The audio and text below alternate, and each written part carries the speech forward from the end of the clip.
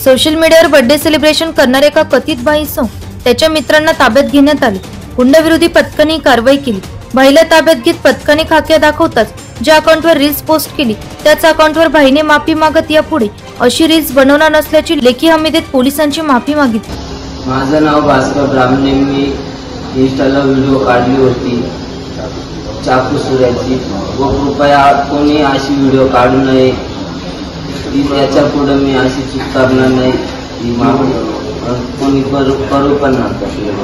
Social मीडियावर एका अकाउंटवर बसक्या डॉन नावाच्या कथित भाईने तलवारीने केक कापल्याची रील्स व्हायरल झाली। सायबर पेट्रोलिंग मध्ये ही रील्स दिसून आली।